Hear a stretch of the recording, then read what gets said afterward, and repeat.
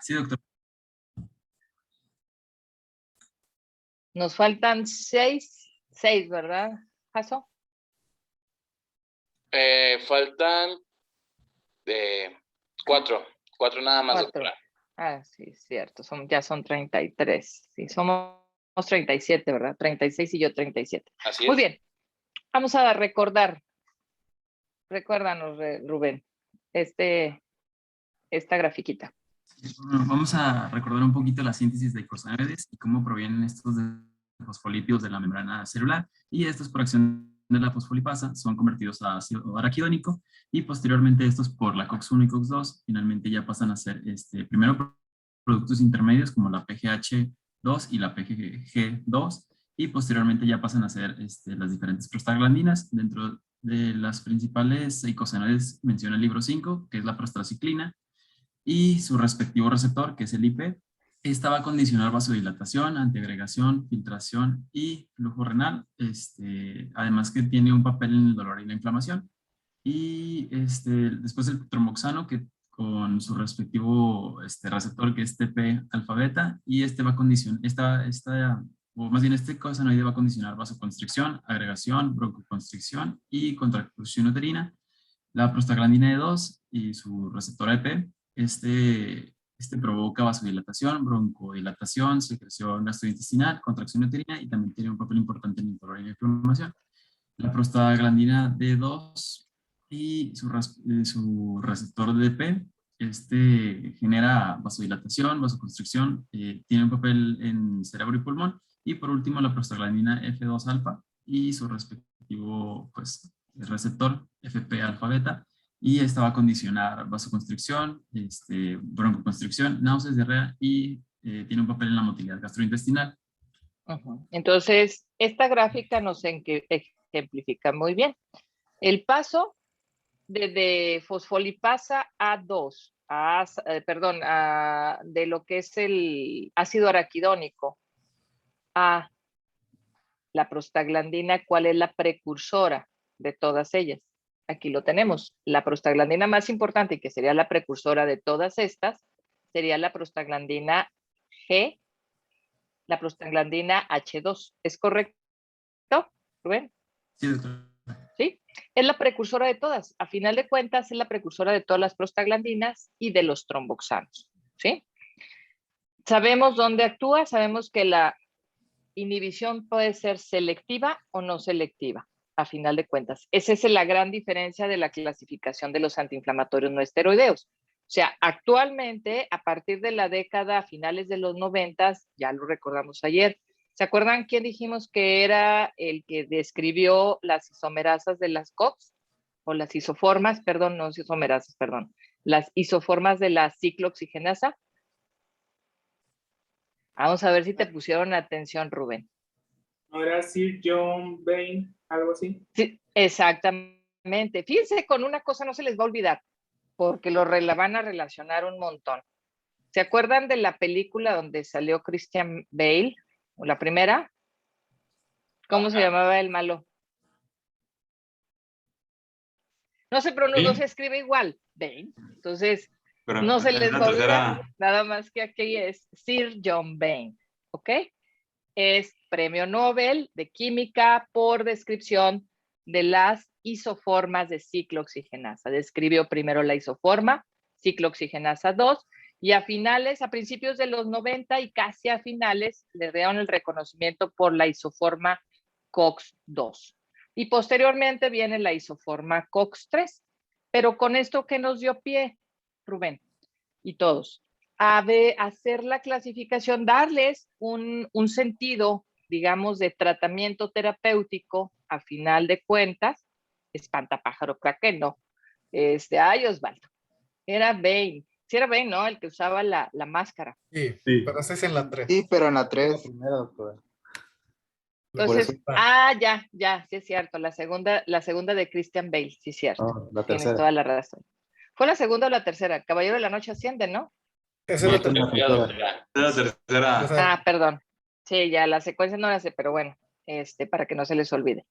Entonces, con fines terapéuticos, y Desde entonces, el inhibir selectivamente a la isoforma COX-2 dio pie al advenimiento de nuevos fármacos, sobre todo en terapéutica antiinflamatoria. Entonces, el gran grupo, ¿cómo lo podemos dividir, muchachos? Como AINES selectivos y no selectivos. Actualmente te dices tú, cuando te digan, es que vamos a darle un COX-2, ¿estamos hablando de qué? Selectivo. De un selectivo, un fármaco selectivo, y todos terminan con, bueno, o tienen ahí la palabra de COX. Etoricoxib, celecoxib, hay otro que ya no está en vigencia, que era el rofecoxib. Todo lo que oigan coxib, pues realmente es porque son los selectivos. Y los no selectivos, bueno, ya sabemos todos los antiinflamatorios no tradicionales. Pero acuérdense que en farmacodinamia, ¿qué les pregunté ayer? ¿Qué les dije ayer? Íbamos a preguntar qué era la farmacodinamia y la farmacocinética, porque tiene que ver con esto a final de cuentas.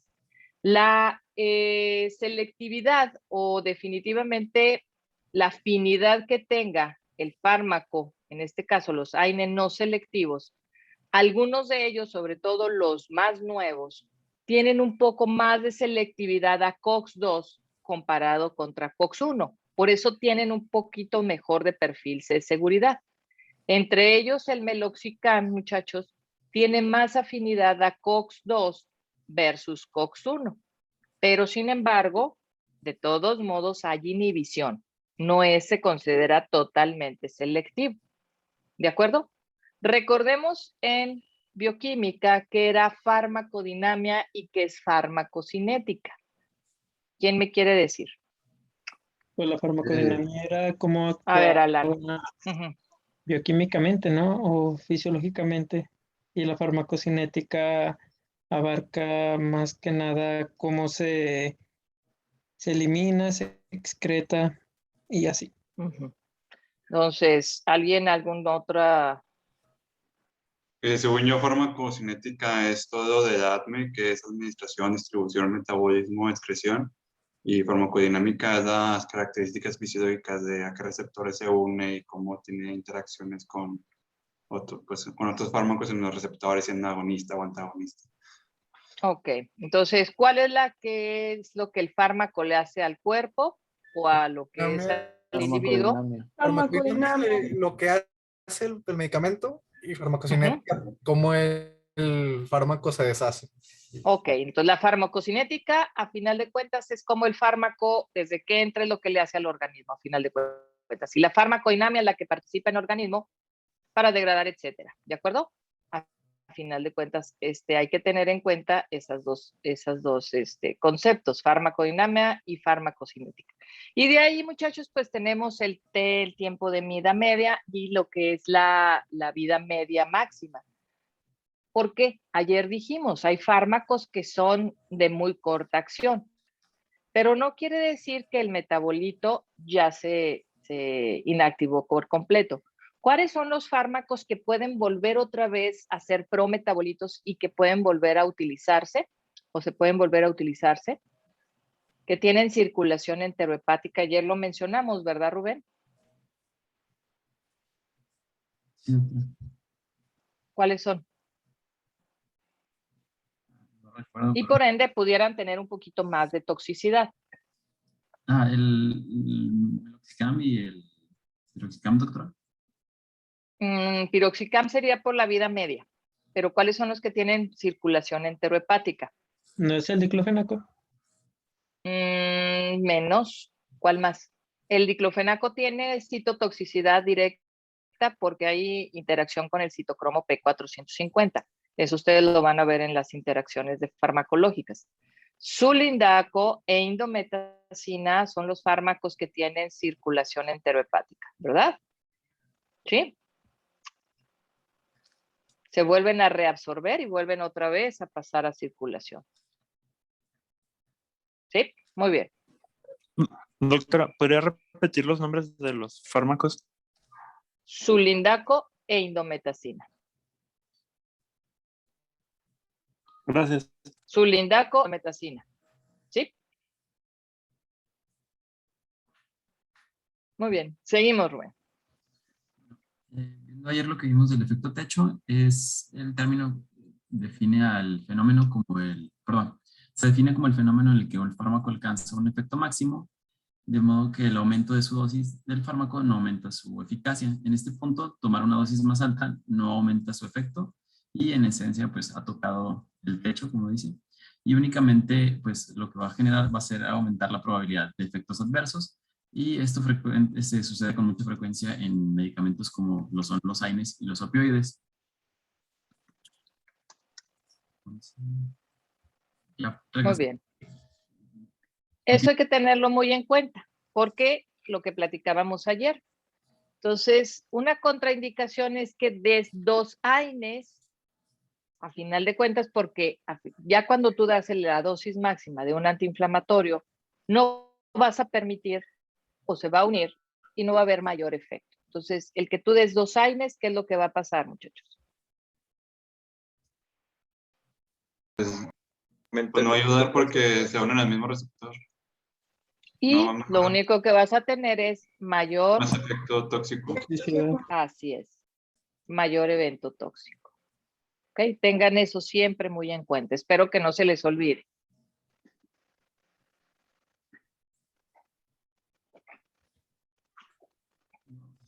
Continuando con los efectos adversos, existen algunos factores que claramente aumentan el riesgo de toxicidad por AINES.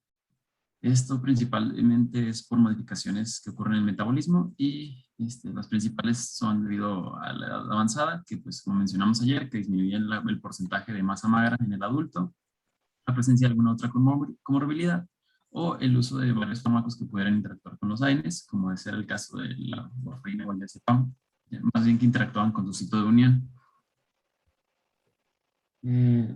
Ya mencionamos ayer también que los principales efectos adversos son gastrointestinales y los diferentes síntomas que podrían generar o signos, como pues desde dispepsia, dolor abdominal, anorexia, náuseas, diarrea, gastritis y la más icónica que pues, son las úlceras pépticas.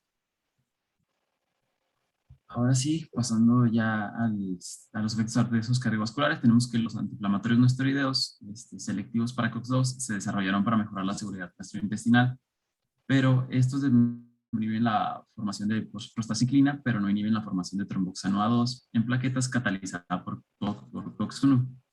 Entonces, pues tenemos la prostaciclina 1 inhibe la agregación de plaquetas y restringe el efecto de estímulos protrombóticos heterogénicos. Entonces, por un lado tenemos el efecto inhibido de la prostaciclina, mientras que tenemos el otro efecto protrombótico del tromboxano, generando pues ya finalmente el estímulo heterogénico. Uh-huh. ¿Y se acuerdan ayer que les pregunté qué pasaba con ibuprofeno y aspirina? ¿Tuvieron oportunidad de leerlo? ¿Quién lo leyó? Yo encontré nada más que supone que hacía que la aspirina perdiera su actividad anticoagulante. Uh-huh. ¿Cuándo lo das cómo? Porque tiene su porqué. Ajá. Pero cuando lo das primero o cuando lo das después. Cuando das primero ibuprofeno es cuando pasa eso. ¿Por qué, Diana? Por los receptores, bueno, es compatible porque pasa una inhibición competitiva de los AINES sobre el punto de acetilación en la COX-1. Uh-huh.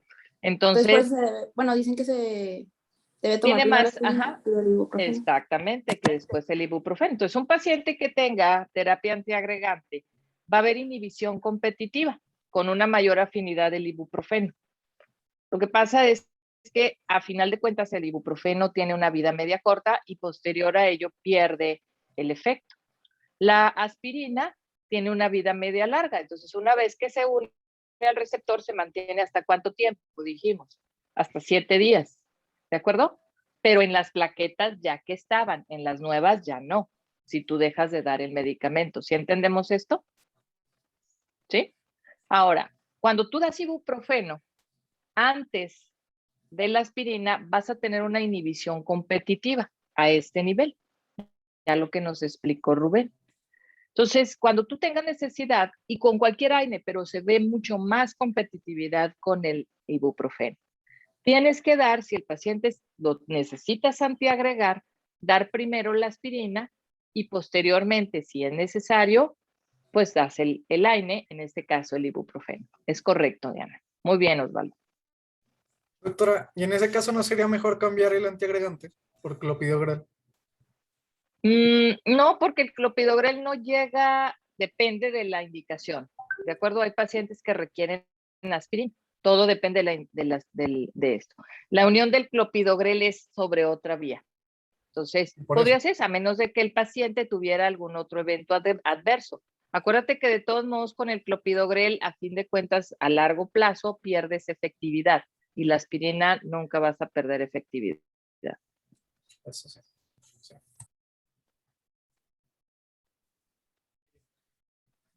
Aquí tengo una tablita en la que se comparan los riesgos de la toxicidad gastrointestinal y los riesgos de la toxicidad cardiovascular. Por un lado, en caso de que el paciente presente tanto un bajo riesgo gastrointestinal como cardiovascular, se puede recomendar un AINE no selectivo, mientras que si presenta un riesgo intermedio gastrointestinal y bajo cardiovascular, se recomienda un AINE más el uso de algún inhibidor de bomba, o bueno, alternar el AINE por algún inhibidor de la COX-2. Mientras que, por ejemplo, si el paciente presenta un riesgo elevado gastrointestinal, se recomienda el uso de antiinflamatorios inhibidores selectivos de la COX-2, perdón. Y en caso de que ya se haya presentado alguna de las complicaciones que mencionamos previamente, se justifica el uso de inhibidores de bomba y además la utilización de misoprostol o sucralfato. Por otro lado, en el caso de que el paciente presente riesgo gastrointestinal bajo o intermedio y un riesgo cardiovascular elevado, se recomienda la utilización de AINES no selectivos más un inhibidor de la bomba, y en caso de que pues, se presente riesgo elevado en ambos apartados, pues se evitaría el uso de AINES y inhibidores selectivos. Bueno, esta tablita, ajá, exactamente, muy bien, Rubén, porque esta tablita es sumamente interesante y que ustedes la tengan siempre en cuenta, muchachos. Si a un paciente le tienes que dar antiinflamatorio, le requieres dar un antiinflamatorio, pero el paciente tiene riesgo gastrointestinal alto, gastrointestinal, por ejemplo, vamos a suponer, el paciente llega contigo por una crisis de artrosis en la rodilla derecha, tuvo un esguince de la rodilla y tiene una rodilla inflamada. ¿Qué dijimos que tienen de características los AINES?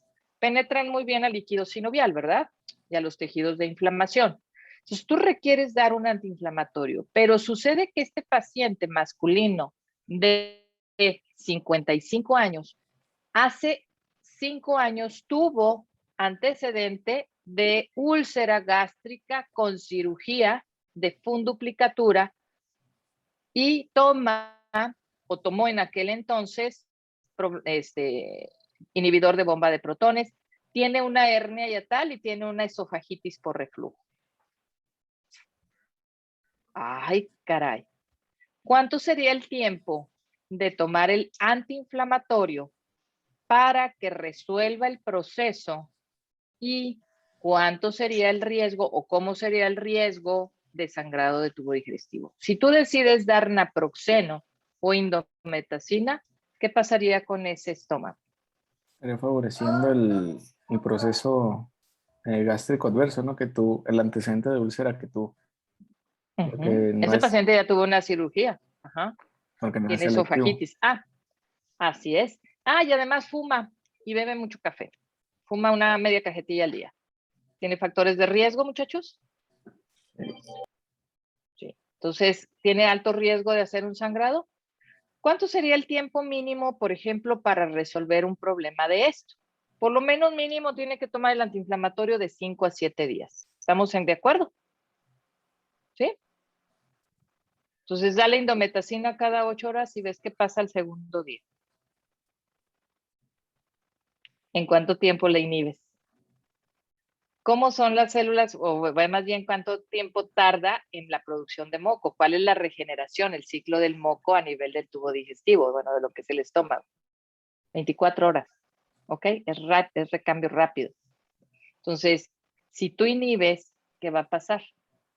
Vas a tener primero una primera etapa que es una gastritis superficial. Mantienes el efecto, viene una gastritis erosiva. Después de la gastritis erosiva, ya vieron gastro. Ya lo llevaron, no me digan que no. Después de la gastritis erosiva, ¿qué viene? más profundo y ahora sí, Es úlcera. una úlcera. Esas son etapas, ¿se acuerdan? De acuerdo a la disminución del moco gástrico, ¿sí? Entonces, ¿ese paciente sería candidato a un AINE no selectivo? Pues no. ¿Ahí qué le daríamos? Un Coxib. Un COX-2, un COXIB, así es. Vamos a ponerle interés a este paciente. Fíjate bien, Rubén. ¿Cómo Porque esa cambian el tablita... precio? ¿Cómo qué? ¿Cómo cambiarán el precio? Lo bueno es que ya hay genéricos, afortunadamente, pero el costo de que le va a costar el COX-2 no, no justifica, digamos, el problema que va a tener después de un sangrado de tubo digestivo, mi Osvaldo. ¿Ok? Imagínate. ¿Ok? Vamos a suponer, mismo paciente, exactamente igual. ¿Sí?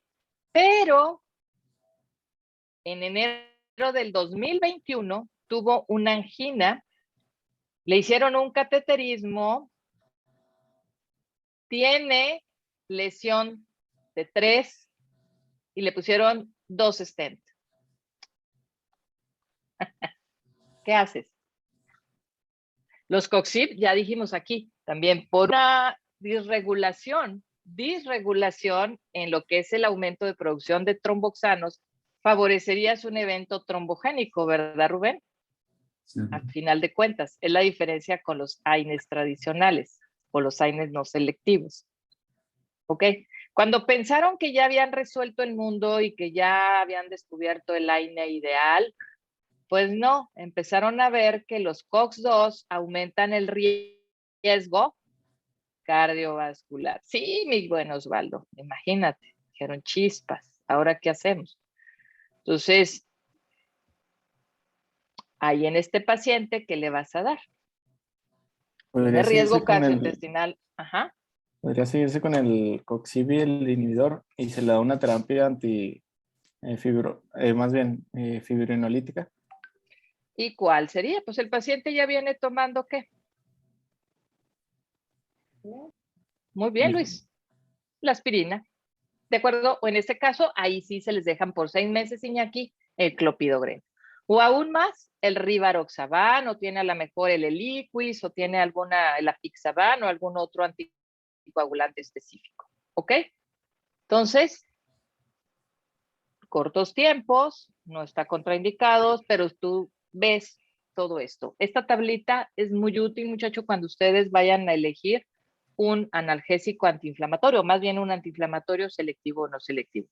Vean ustedes el riesgo cardiovascular, vean ustedes el riesgo gastrointestinal y cómo lo debemos de dar. ¿Hecho? Muy buena tablita esta. ¿Alguna duda, chicos? Muy bien, seguimos. Doctora, y por ejemplo, en un paciente en el que se indica un celecoxib y este paciente tiene hipertensión, ¿hay qué procede? ¿Se le deja o se le cambia por otro? Todo depende del tiempo de duración que vayas a dar el antiinflamatorio. Todos, muchachos, todos, ahorita que pasemos a los riesgos cardiovasculares, aquí están. Todos, aunque sean no selectivos. El selectivo tiene mayor riesgo de problema cardiovascular. Esto es por la alteración en la homeostasis, sobre todo en incremento de tromboxanos. Acuérdense que los tromboxanos tienen más efecto de vasoconstricción y pueden tener activación de la célula endotelial. Y si tienes una placa heterogénica, ¿qué va a pasar? A final de cuentas, aumentas el riesgo cardiovascular. ¿Hasta ahí estamos bien? Pero, sin embargo, recordemos que los AINES no selectivos, pues no todo también tienen inhibición de COX-2, ¿de acuerdo? ¿Y qué va a pasar?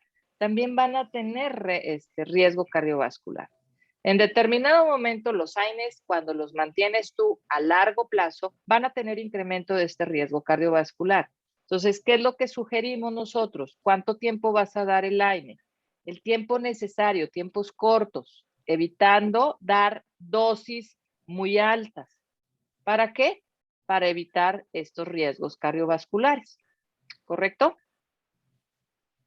Por tiempos razonablemente. El problema es que a veces el paciente no entiende y se toma los antiinflamatorios en forma cotidiana y no sabemos pues cuáles son todos los demás factores que tiene el paciente. ¿Sí? Sí, doctora, gracias. Muy bien. Síguelo. En cuanto a la presión arterial, tenemos que hasta el 5% de los usuarios de AINES desarrollarán hipertensión, y esto es debido a la inhibición inducida por la prostaglandina. Esto va a perjudicar tanto la reabsorción de cloro como la acción de la hormona antidiurética, que va a resultar en la retención de sal y agua, disminuyendo la filtración glomerular. Por otro lado, otros los pacientes pueden llegar a desarrollar lo que son nefropatías analgésicas, que es una condición de insuficiencia renal lentamente progresiva con disminución de la capacidad de concentración del túbulo renal y además piuria estéril. La toxicidad hepática es poco frecuente a dosis terapéuticas, y la afectación hepática por AINES es más frecuente, la afectación hepática por AINES más frecuente es la elevación leve y asintomática de las transaminasas. Esta transaminatitis va a responder a la retirada del fármaco, y la hepatotoxicidad por paracetamol es un caso singular, porque pues si se diagnostica en etapas precoces tiene tratamiento. Y, pues la dosis tóxica de AINES es 10 gramos en el adulto, y la lesión hepática tras la ingestión crónica va de 5 a 8 gramos por día. En cuanto al tratamiento para la intoxicación por paracetamol, pues ya sabemos, eran N-acetilcisteína y carbón activado, con el fin de pues, emular el glutatión y dejar de absorber el resto del fármaco que tenemos en el tracto gastrointestinal. En cuanto a la toxicidad hematológica, esta aumenta en el riesgo de sangrado al bloquear la síntesis de triptófano A2, y es reversible en el caso de los AINES y reversible en el caso del ácido salicílico. Y esto tiene importancia clínica en pacientes con hepatopatía, alcoholismo intenso y en personas que reciben anticoagulantes. Por otro lado, la toxicidad neurológica, a pesar de su unión a la albúmina, esta se difunde poco al sistema nervioso central, y su capacidad lipofílica es la que determina el grado que atraviesa la barrera hematoencefálica, generando síntomas que van pues desde hipoacusias, acófenos y mareo, confusión, y en dosis más altas ya generan síntomas como alucinaciones, crisis convulsivas o llegan hasta el grado de un estado de coma. Eso lo habíamos comentado ayer, que los efectos tóxicos al sistema nervioso central, la permeabilidad que tiene de lo que es la barrera hematoencefálica, y con algunos AINES son más acentuados. Las indometacina, como les comenté, es uno de los fármacos que tiene mayor toxicidad. ¿Ok? Y regresándonos a lo renal, muy bien, hay una de las cosas, muchachos, por ejemplo, ustedes les ha tocado ser de apoyo, por ejemplo, en maratones o en algún equipo deportivo, etcétera. Esto se los digo porque es experiencia real, muchachos. Ustedes lo tienen que saber. ¿Qué es lo primero que les dan a los maratonistas después de que termina y que llegan con una lesión y llegan cojeando y llegan con mucho dolor por el maratón? ¿Qué les inyectan? ¿O qué les dan sublingual? ¡Qué torolaco! ¿Ok? ¿Sí? Es lo primero que les ponen, un analgésico antiinflamatorio. ¿Y qué pasa en estos pacientes que han tenido actividad física intensa? ¿Están deshidratados? ¿Sí? Sí. ¿Y qué va a pasar cuando tienes esa deshidratación? Acuérdense que la prostaglandina E es la que tiene o funge una actividad muy principal sobre la arteriola aferente, que hace una vasodilatación, y con esto tienes disminución o aumento de la secreción de renina, el eje renina-angiotensina. Entonces, vas a tener una hiperreninemia, vas a tener una disminución del flujo vascular renal. ¿Y qué pasa en un paciente que tiene deshidratación? Por ejemplo, llega también o chocado a urgencias, y tú le pones un antiinflamatorio no esteroideo. ¿Qué es lo que va a pasar? Lo que ya comentó Rubén, vas a tener una necrosis. ¿De qué tipo? Tubular. Y haces una nefritis túbulo intersticial aguda por daño por antiinflamatorios. ¿Ok? Entonces, aguas, muchachos. Hay que también educar a lo que son los, ¿cómo se les llama? Paramédicos. Hay que educar también a los paramédicos cuando tengan una lesión, cuando tengan estas características en un paciente que acaba de terminar un maratón o que acaba de tener una actividad física intensa. Si tienes deshidratación, hay que cuidar ¿qué? El riñón, porque por eso ya empiezan y llegan con insuficiencias renales agudas, ¿ok? Tengan mucho cuidado con eso. ¿De acuerdo? Doctora, ¿puede repetir lo que dijo que daba? ¿Nefritis tubular aguda? ¿Dijo? Okay. Sí, una necrosis tubular aguda. ¿De acuerdo? Y causas una nefritis túbulo intersticial. Ok. ¿Ok? Y por ejemplo ahí, entonces, ¿cuál sería lo que se debe hacer? ¿Esperar un tiempo? Si tienes, espera hasta que se recupere, se hidrate. ¿Qué le pasa si trae mucho dolor? Dale algún otro analgésico, pones... ¿Qué hacen en los juegos? ¿A poco luego los inyectan? ¿Sí los han visto? Los preparadores físicos tienen ahí que hielo, inmovilizan y punto.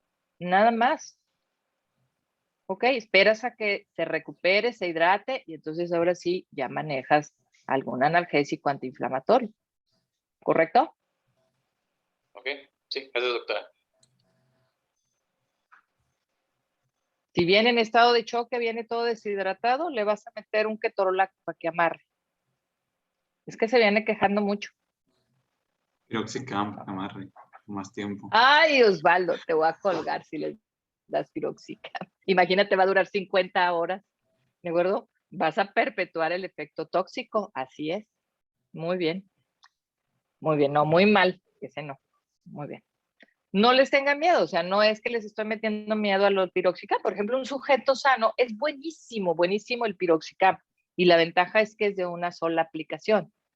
El problema es los efectos secundarios, pero un sujeto sano, normal, así como tú, Osvaldo, pues si tienes un dolor agudísimo, imagínate que andes jugando, ¿qué juegas? ¿Fútbol o soccer o americano o básquet? Pues corro, cosas así, voy al Ok, gimnasio. vamos a suponer que tengas una lesión, hayas tenido un esguince de rodilla corriendo, tienes un esguince de la rodilla porque se te ocurrió ir a correr en el asfalto en lugar de lo que es la arcilla, el campo de arcilla, tienes una lesión directa en la rodilla y empiezas con una inflamación aguda de la misma. ¿De acuerdo?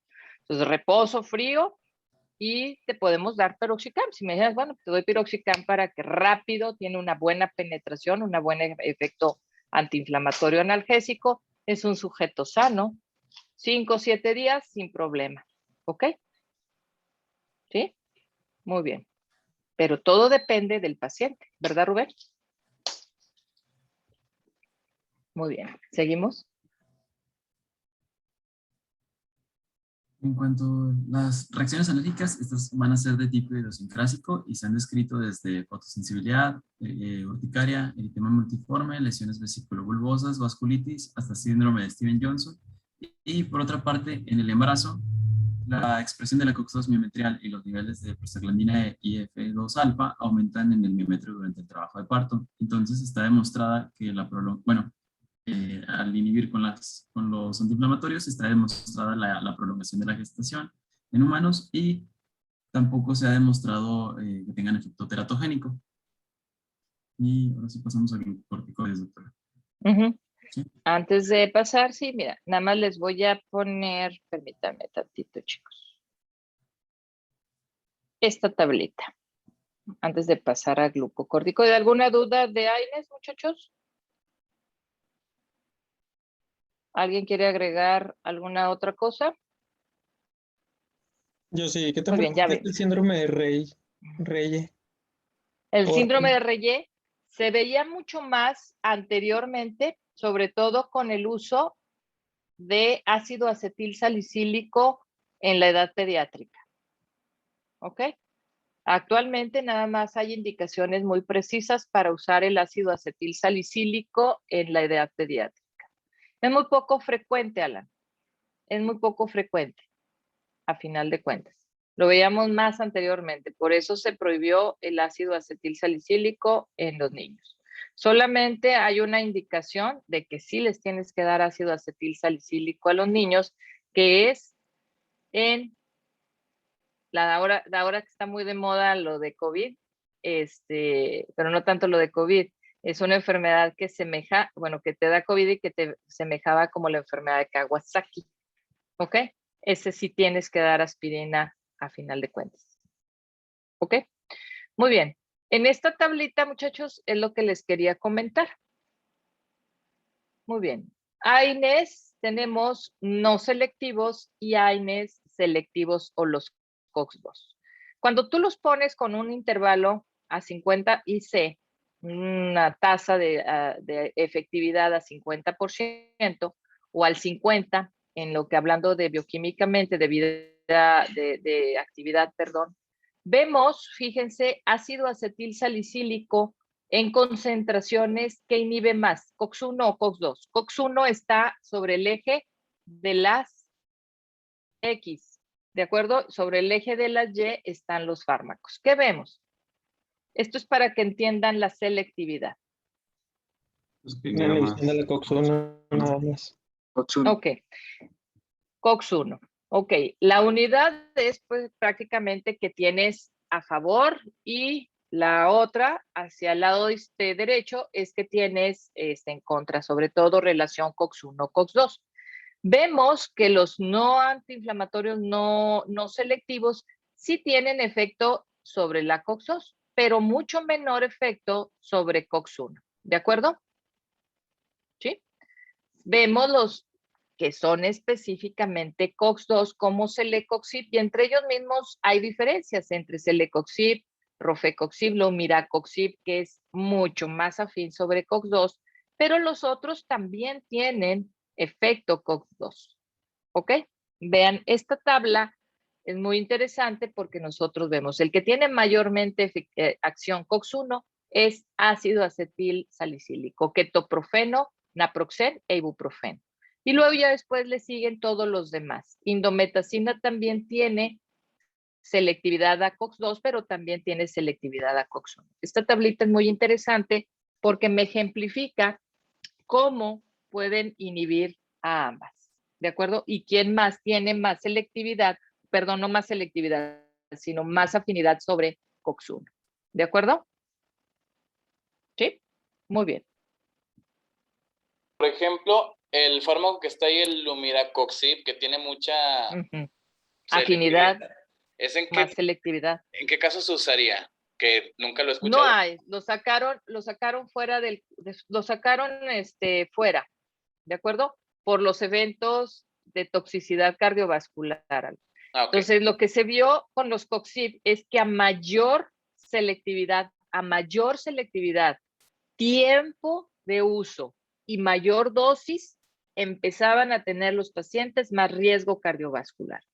Entonces, los efectos cardiovasculares con los COXIBs, muchachos, están relacionados con 1, dosis, 2, selectividad, mayor afinidad y 3, tiempo de duración del tratamiento. ¿Ok? Esas 3 cosas son las que se conjugan para tener más efecto tóxico o, bueno, efecto cardiovascular. ¿Estamos de acuerdo? Muy bien. Ahora sí, seguimos con glucocorticoides. Por ejemplo, ¿en qué caso se prefieren los COXIB, doctora? Porque, por ejemplo, he visto que mi abuela le recetan mucho un Celecoxib, pero ya tiene como 1 año, pero pues nada más no he entendido por qué. Así que, por ejemplo, es el que es, de acuerdo porque tiene por edad, 1, disminuye el riesgo de sangrado intestinal, de acuerdo gastrointestinal. 2, es el que tiene mejor perfil de seguridad, Celecoxib. De todos los COXIB, el Celecoxib es el que los estudios demostró mejor perfil de seguridad con menos eventos cardiovasculares. ¿Ok? Y todo depende. Por ejemplo, si tu abuela tiene artrosis, debe tomar la mínima dosis. Ya lo vamos a ver cuando veamos tratamiento en artrosis. ¿Ok? Sería la dosis indicada para artrosis, sería 100 miligramos de Celecoxib al día, no 400. Entonces, si tú aumentas la dosis, estás aumentando el riesgo cardiovascular. ¿Ok? Tiempo de evolución, ¿qué hay que decirle a tu abuela? Que no lo tome a diario, solamente cuando tenga crisis de inflamación y dolor. Por eso tiene algunos otros analgésicos. ¿Qué se prefiere, muchachos? Que tiene mejor perfil de seguridad. Paracetamol. ¿De acuerdo? ¿Cierto? Eso es lo que tenemos que ver. ¿El Celecoxib es caro? Sí, Ángel. ¿Quién preguntó? ¿Ángel o Cruz? No, bueno, yo le pregunté a Iñaki, doctora. ¿Es caro? Iñaki. El Celebrex original, sí, prácticamente el Celebrex original, una caja con 10 capsulitas estaba alrededor de 300 pesos. Entonces estaba costando, si tú vas a tomar un mes de tratamiento, pues casi 1,000 pesos. El Celecoxib genérico tiene un menor costo, ¿ok? Pero cuando tú lo ves con el riesgo-beneficio, sobre todo por los antecedentes o el riesgo que te pudiera dar el sangrado de tubo digestivo, lo vale. Muy bien, dime, Ángel. Doctora, yo tengo la duda si tenemos un paciente con una enfermedad reumática y tiene pues los dolores clásicos y ya tiene un daño, no sé, en el estómago por usar AINES, ¿por qué se opta por seguir usando AINES a menor dosis o qué se hace? ¿Qué le agregas? Lo pusimos en la tablita. O sea, si el paciente tiene necesidad de seguir utilizando AINES, ¿qué le vas a dar? Tiene riesgo gastrointestinal. ¿Qué le vas a dar? El único que ha demostrado disminución de riesgo de sangrado de tubo digestivo por gastritis erosiva, ¿cuál es? De acuerdo a la tabla, Rubén. Inhibidor de bomba de protones. ¿De acuerdo? Tienes que darlo junto con un inhibidor de bomba de protones. Hay un antiinflamatorio, por ejemplo, se llama el Artrenac. No sé si todavía está disponible, se batalla muchísimo. Es diclofenaco con misoprostol. Entonces, el misoprostol es ¿qué, muchachos? Es un análogo de prostaglandinas. Es un análogo de prostaglandinas, así es. Entonces, es el único que te reduce casi al 100% el riesgo de sangrado de tubo digestivo. ¿Por qué? Porque te estás dando análogo de prostaglandinas. El problema son los eventos adversos que pudiera traer las prostaglandinas, que les dan calambres o les da como si fuera dolor abdominal, contracción en músculo liso por el mecanismo de efecto de las prostaglandinas. ¿De acuerdo? Que sabemos también dónde se usan las prostaglandinas. Ya ahorita con lo de la autorización, pues ya sabemos. ¿De acuerdo? Y la legalización del aborto, pues ya sabemos en dónde se usan el misoprostol, el Citotec, las tabletas de Citotec. Muy bien. ¿Qué me vas a preguntar, Iñaki? Pero ese solo se debería utilizar en pacientes con riesgo gastrointestinal muy alto, ¿no?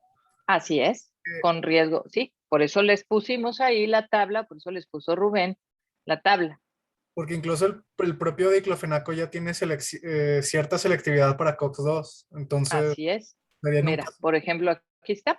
Riesgo cardiovascular en el eje de las X. Riesgo gastrointestinal en el eje de las Y. Y lo combinas.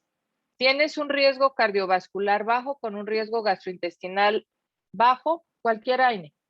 Tienes riesgo cardiovascular elevado, pero tienes un riesgo gastrointestinal bajo y tienes que utilizarlo por largo tiempo, ahí sí está condicionada, por eso tiene ese asterisco. ¿Cuál es el AINE que tiene mejor perfil de seguridad? Naproxeno. ¿Ok? Naproxeno es el que tiene mejor perfil de seguridad. ¿Ok? Ok, muy bien. Y ya vas viendo. Entonces, el AINE que salió en los estudios, en los metaanálisis, que tiene mejor perfil de seguridad cardiovascular, es el naproxeno. ¿Ok? De los COXIBs, el que tiene menor riesgo, menor, no quiere decir que no pasen, es el Celecoxib, cuando lo tienes que dar a largo plazo. Diclofenaco, sorpresivamente, que todos pensaban que no tenía mucho problema, fue el que tuvo más riesgo cardiovascular de los AINES no selectivos. Muy bien, seguimos, Rubén. ¿Alguna otra pregunta, chicos?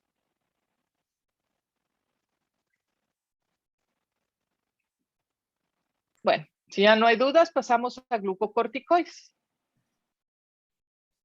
Tenemos que los glucocorticoides son hormonas esteroideas sintetizadas en la corteza de la glándula suprarrenal. Sus acciones biológicas no solo se relacionan con el metabolismo de la glucosa, sino que influyen en la función de la mayoría de las células del organismo y poseen efectos tanto antiinflamatorios como inmunosupresores. Y su descubrimiento en la primera mitad del siglo XX culminó en 1950 con la publicación sobre la utilidad clínica de la cortisona y la hormona adrenocorticotrópica en pacientes con artritis reumatoide, por Edward Calvin Kendall, Tadeusz Reichstein y Philip Showalter. Philip Hench, el segundo era nombre. Showalter era nombre, entonces lo conocemos como Philip Hench. ¿Okay?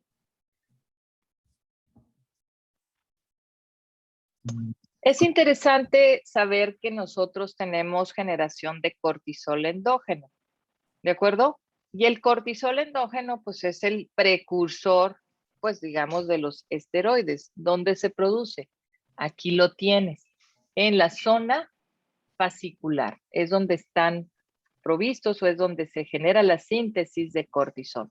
Y por el eje adenocórtico-tropa suprarrenal. ¿Es correcto? Recordemos un poquito la fisiología. ¿Sí? Un poco por encima del eje hipotálamo suprarrenal, tenemos que el principal glucocorticoide natural es el cortisol y su síntesis está regulada por la ACTH en hipófisis y esta a su vez está regulada por la hormona liberadora de corticotropina en hipotálamo y sigue un ciclo circadiano con un máximo en la mañana y un mínimo vespertino. En condiciones normales estas se secretan de 10 a 20 miligramos diarios y este eje tiene una tasa de retroalimentación negativa y al mantener suprimido el eje por periodos prolongados se produce atrofia de las glándulas suprarrenales y bloqueo del eje. Aquí les doy un tip, muchachos. Entonces, si sabemos cuánto es la dosis mínima o la dosis fisiológica de secreción de cortisol que viene de 10 a 20 miligramos por día, ¿con qué dosis, ahorita lo vamos a ver, de los esteroides sintéticos y en cuánto tiempo podemos nosotros suprimir este eje natural? Ahorita lo vamos a ver, ténganlo muy en cuenta. Síguele, Rubén. Su farmacocinética, estos son bien absorbidos por vía oral, tienen una biodisponibilidad del 60 al 100% y el 80% se une de manera reversible a la transcortina y el 10% a la albúmina, mientras que el 10% restante permanece como cortisol libre, el cual es el glucocorticoide biológicamente activo. A diferencia de los AINES, si la fracción, bueno, o la cantidad de albúmina varía, la fracción libre del mismo no se va a ver afectada. Bueno, sí se va a ver afectada, pero no se va a ver tan implicada como en los AINES.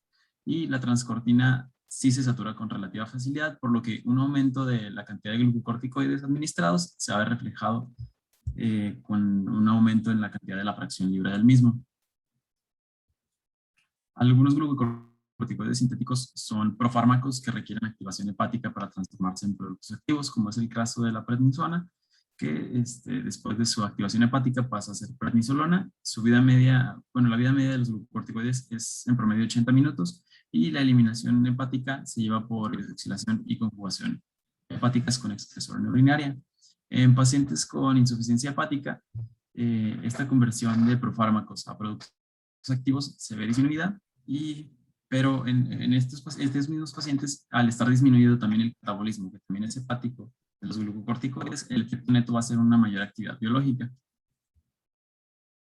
Ahora sí, ya pasando propiamente al mecanismo de acción, se dividen principalmente en genómicos y no genómicos, y estos mecanismos median su efecto, bueno, sus efectos antiinflamatorios e inmunológicos. Tenemos que el glucocorticoide pasa por difusión pasiva a través de la membrana celular y una vez dentro del citoplasma se encuentra con el receptor de glucocorticoides y este se encuentra inactivado y unido a dos proteínas de choque térmico que son las HSP90 y una vez que se une el complejo, bueno, perdón, se une la hormona con su receptor, esta se disocia de las proteínas de choque térmico y el complejo hormona-receptor finalmente ya viaja hacia el núcleo donde ya va a activar o reprimir la transcripción de diversos genes.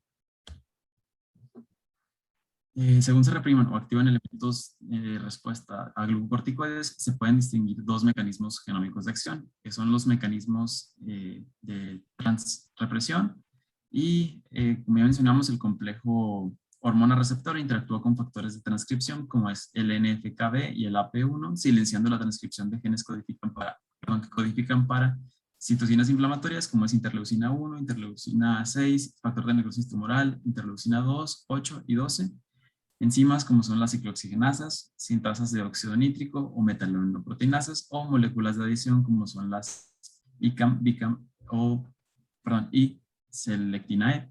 Por otro lado, de los mismos mecanismos génicos se encuentra el mecanismo de transactivación y esto, el complejo hormona receptor activa factores de transcripción de genes para proteínas antiinflamatorias y estos pues disminuyen la actividad del factor de transcripción NF-κB a través de la transcripción de su inhibidor, así como estimulando factores de transcripción de citocinas inflamatorias como es la interleucina 4 y la interleucina 10.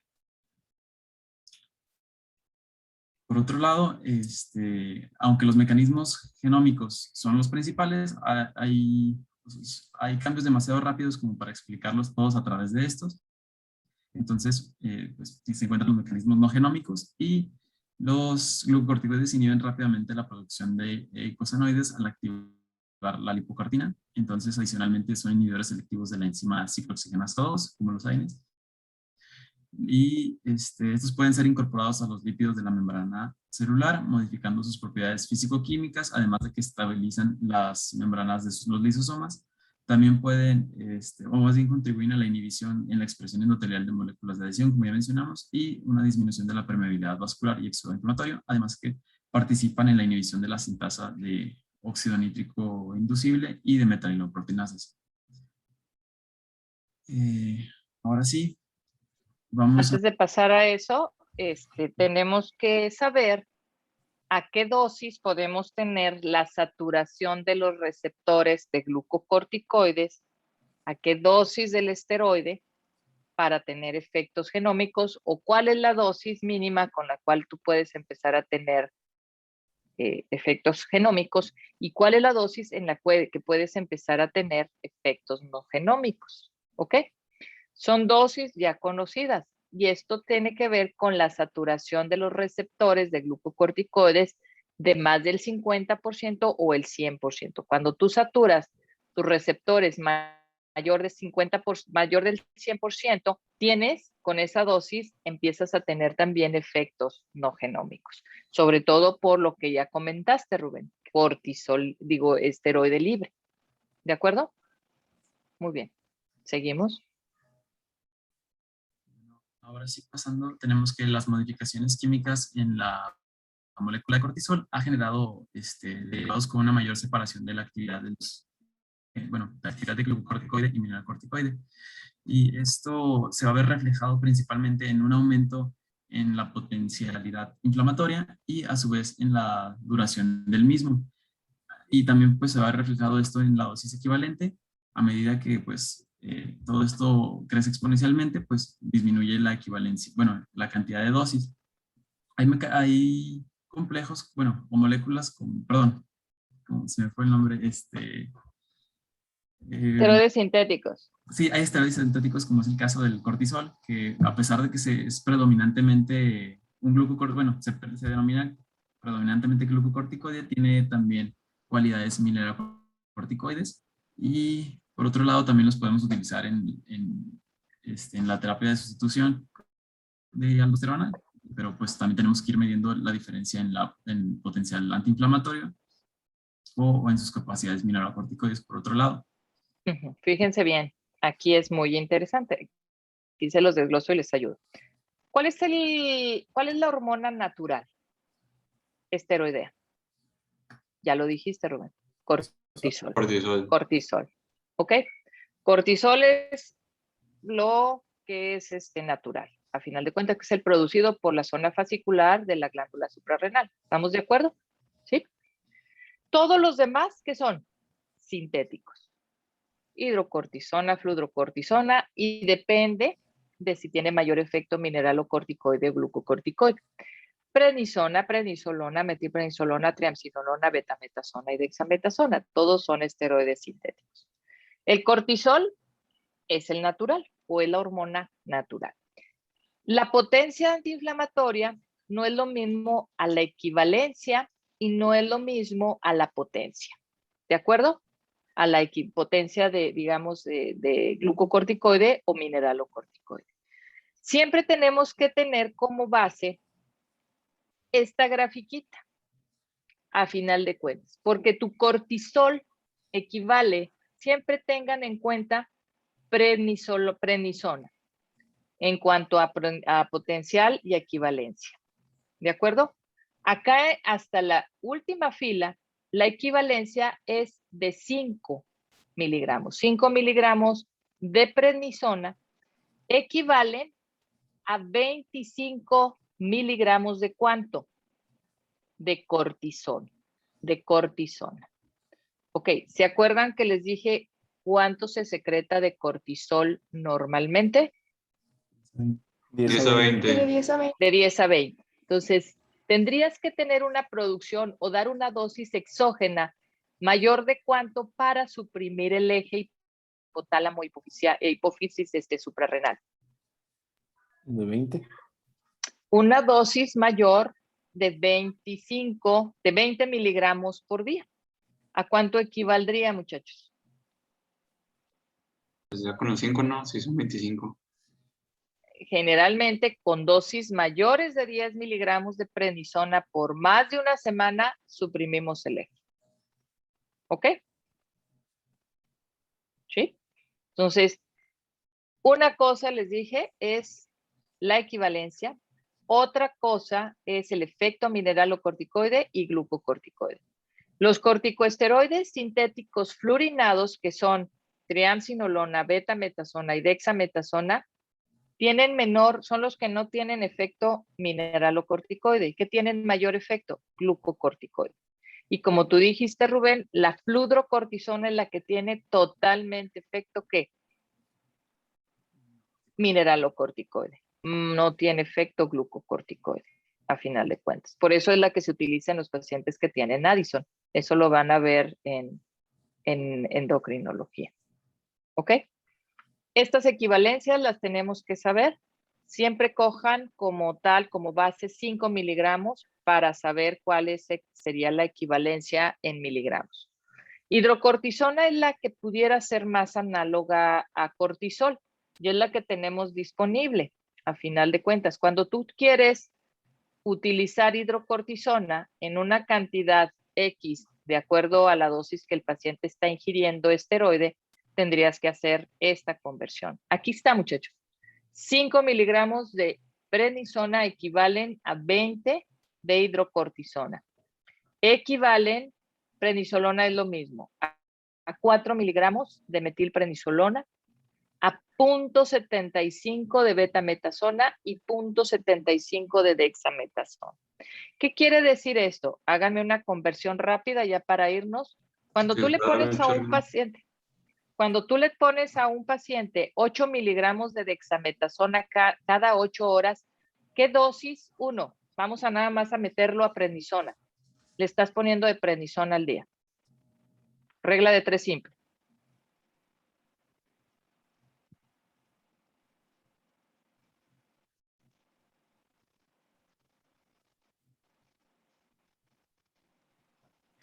¿Ya? ¿Cuánto les dio?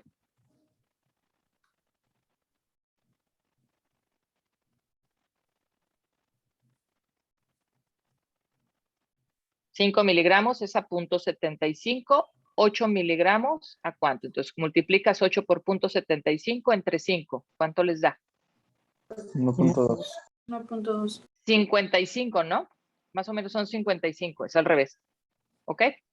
Son 55 miligramos de prednisona. 53.3. Ajá, más o menos. Son 55, vamos a cerrarlo. 55 miligramos, 50 miligramos de prednisona cada 8 horas. Eso es lo que ustedes le dan en 8 miligramos de dexametasona. Parece muy poquito, ¿verdad? Pero no.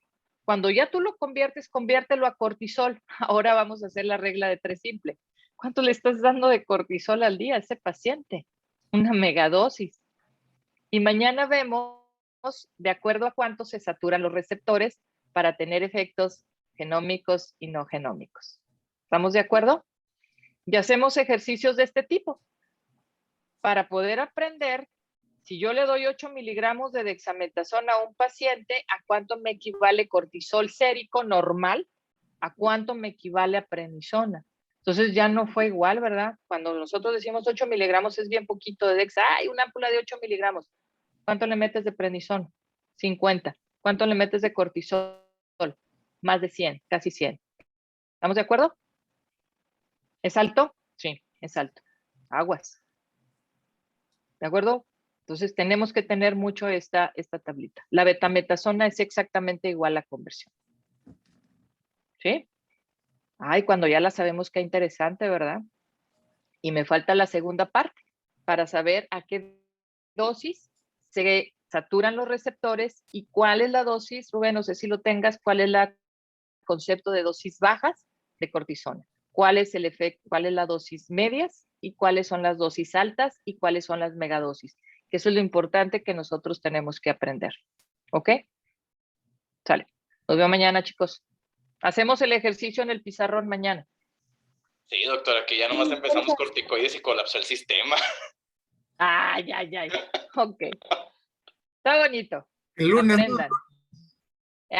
Cierto, usted los ve el lunes. Fíjate que me decía un maestro antes de que se desconecten los demás, aprender a manejar esteroides es un arte.